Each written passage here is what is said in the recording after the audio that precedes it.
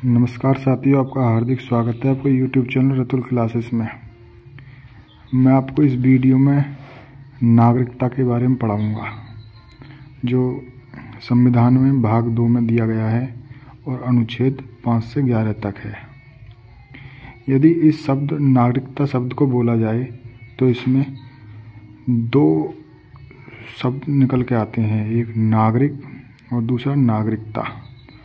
तो इन दोनों शब्दों को देखते हैं हम। पहले देखते हैं हम नागरिक शब्द को।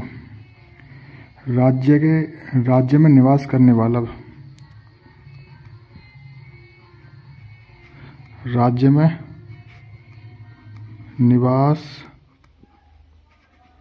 निवास करने वाला वह प्रत्येक व्यक्ति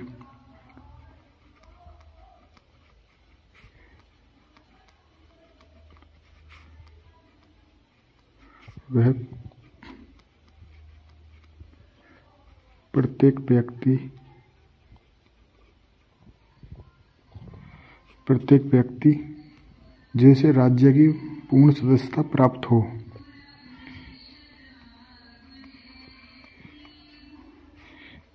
जिसे राज्य की पूर्ण सदस्यता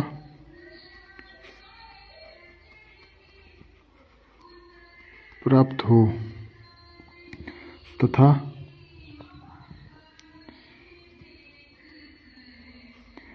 वह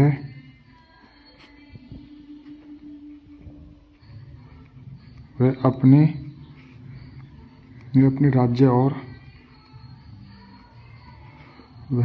राज्य और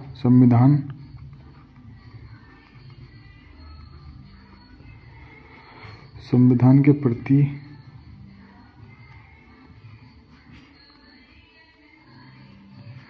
पूर्ण आस्था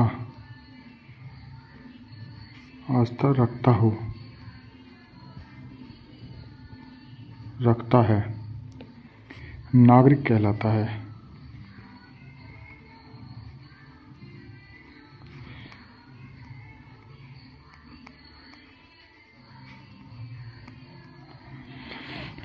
राज्य में निवास करने वाला वह प्रत्येक व्यक्ति जिसे राज्य की पूर्ण सदस्यता प्राप्त हो तथा वह अपने राज्य संविधान के प्रति पूर्ण आस्था रखता हो, नागरिक कहलाता है। अब देखते हैं नागरिकता किसे कहते हैं। नागरिकता को इंग्लिश में सिटीजनशिप कहते हैं। व्यक्ति की वह स्थिति जिसमें उसे नागरिक के रूप में वे समस्त अधिकार प्राप्त हों जो संविधान द्वारा निर्धारित किए गए हैं, नागरिकता कहलाती, व्यक्ति की नागरिकता कहलाती है। ये अधिकार किसी विदेशी व्यक्ति को प्राप्त नहीं है। नागरिकता में दिए गए अनुच्छेदों को हम 2 भागों में बांटकर देखते हैं। नंबर 1 आर्टिकल 5 से 8 और नंबर 2 आर्टिकल 9 से 11।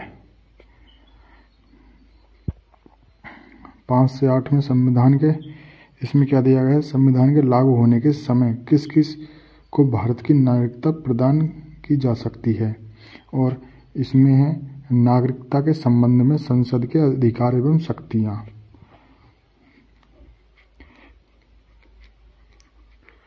संविधान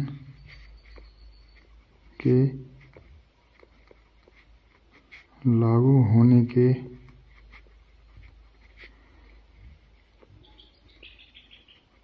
समय किस किस को भारत की नागरिकता प्रदान की जा सकती है। अनुच्छेद 5 से 8 में दिया गया है कि संविधान के लागू होने के समय किस किस को भारत की नागरिकता प्रदान की जा सकती है, और 9 से 11 में नागरिकता के संबंध में संसद के अधिकार एवं शक्तियाँ दी गई हैं।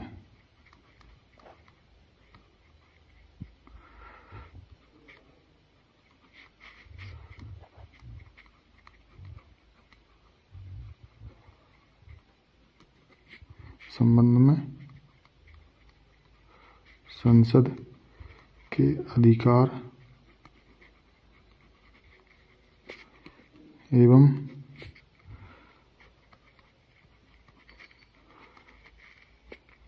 शक्तियों के बारे में बताया है। अब देखते हैं अनुच्छेद 5 में क्या दिया गया है। अनुच्छेद 5 में दिया गया है कि संविधान के लागू होने के समय भारत के राज्य क्षेत्र में निवास करने के आधार पर भारत की नागरिकता प्रदान की जाती थी।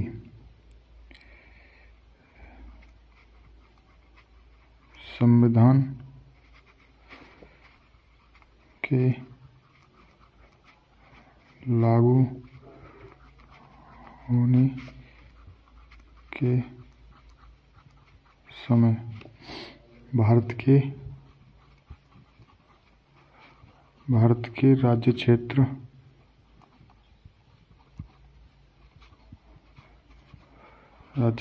में निवास करने के आधार पर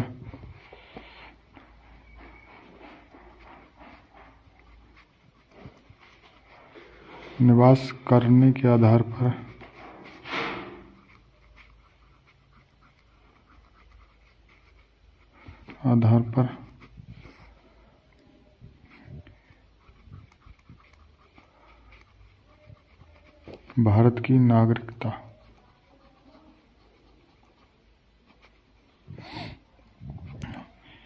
ये नागरिकता कैसे प्रदान की जाती है, इसकी कुछ शर्तें भी हैं। शर्तें कौन कौन सी हैं?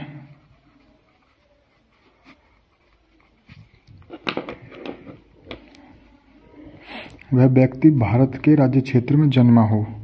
नंबर 1, जिसको नागरिकता प्रदान की जा रही है वह व्यक्ति भारत के राज्य क्षेत्र में जन्मा हो, तभी नागरिकता दी जा सकती है।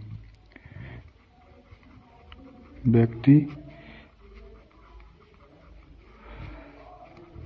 के राज्य क्षेत्र में जन्मा हो।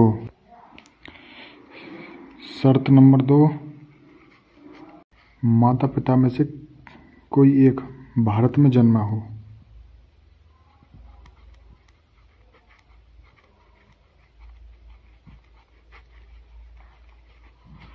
अब देखते हैं शर्त नंबर 3 को। संविधान के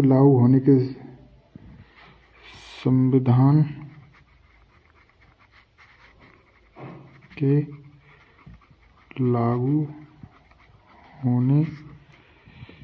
होने के कम से कम 5 वर्ष पहले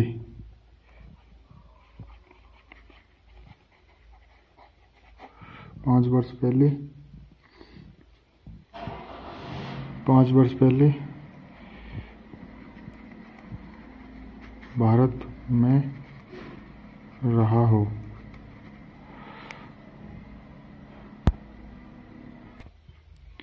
अब देखते हैं अनुच्छेद 6 को। अनुच्छेद 6 में कहा गया है कि पाकिस्तान से भारत आने वाले व्यक्तियों को भारत की नागरिकता प्रदान करना।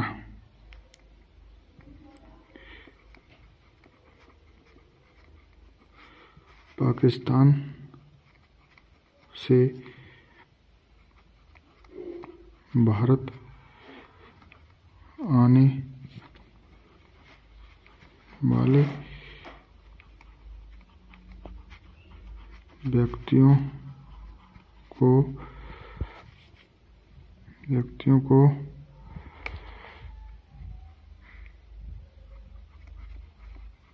भारत की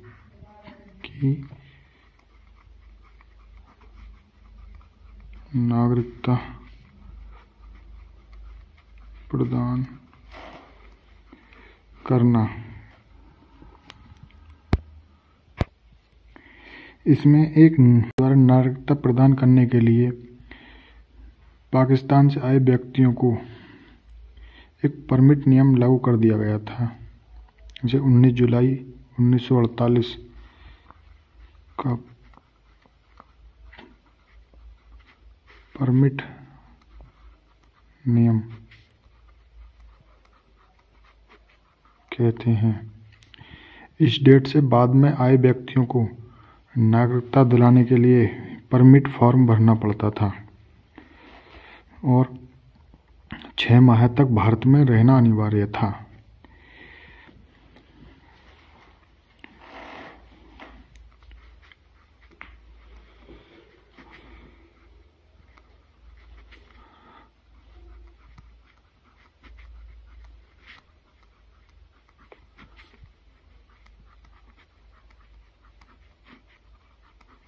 छह माह के बाद नागरिकता मिलती थी। इस अनुच्छेद नंबर 7 के द्वारा उन व्यक्तियों को नागरिकता प्रदान की जाती थी जो पहले भारत से पाकिस्तान चले गए थे और पुनः पाकिस्तान से भारत आए थे। उन व्यक्तियों को नागरिकता दी जाती थी। भारत से पाकिस्तान गए तथा पाकिस्तान से पुनः भारत आने वाले व्यक्ति की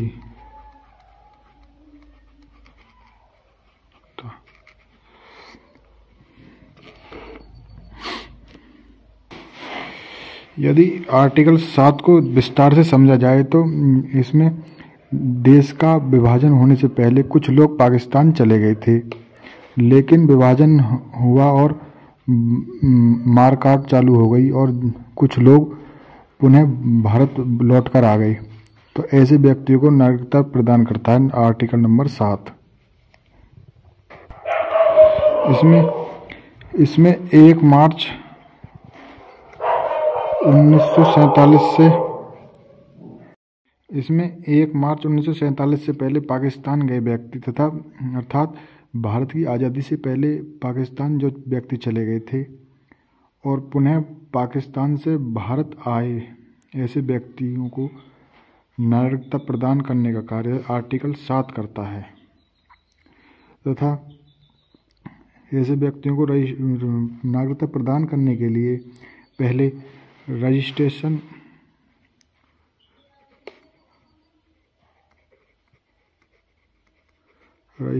ऑफिस जाकर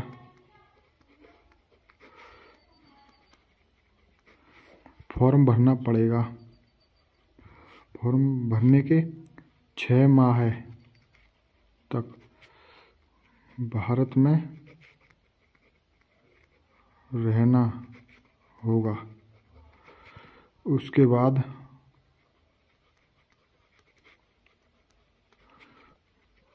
आपको नागरिकता मिलेगी। नागरिकता प्रदान की जाएगी।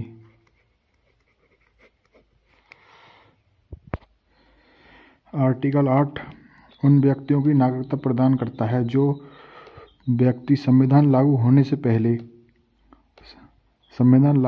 के समय भारत के निवासी नहीं थे, परंतु भारत के मूल निवासी थे। यह आर्टिकल उन व्यक्तियों की नागरिकता का उपबंध करता है जो संविधान के लागू होने के समय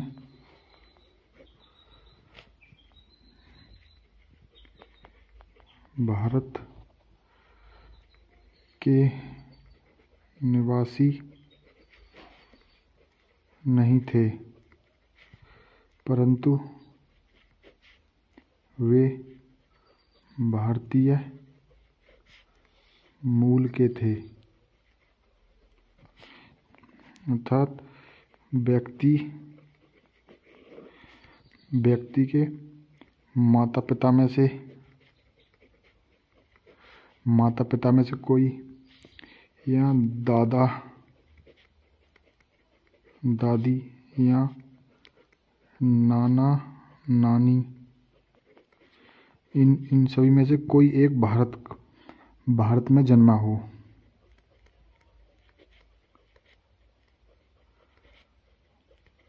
तभी व्यक्ति को भारत की नागरिकता मिल सकती है। अब देखते हैं आर्टिकल नंबर 9 को। आर्टिकल नंबर 9 में प्रावधान यह है कि कोई व्यक्ति यदि किसी अन्य देश की नागरिकता ग्रहण कर लेता है तो उसकी भारत की नागरिकता स्वतः ही खत्म हो जाती है। किसी अन्य देश की नागरिकता ग्रहण करने पर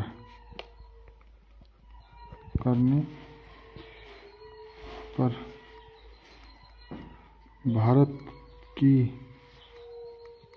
नागरिकता स्वतः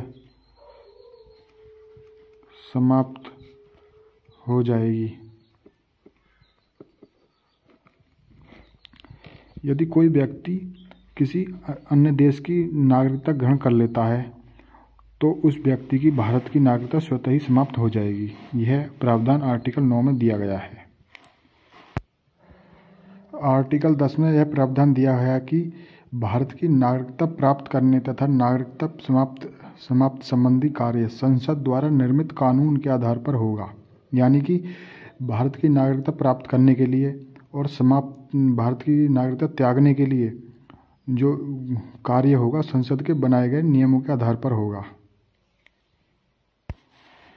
आर्टिकल 11 में कहा गया है कि नागरिकता से संबंधित नियम कानून विधि बनाने और उसमें संशोधन करने की शक्ति संसद के पास है।